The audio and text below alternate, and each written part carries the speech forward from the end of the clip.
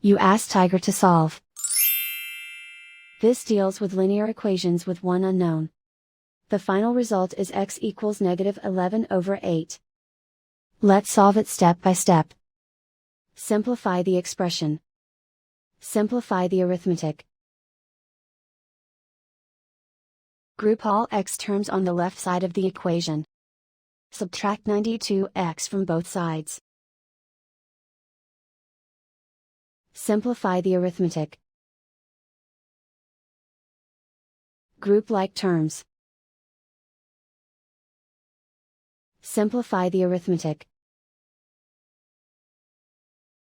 Isolate the x.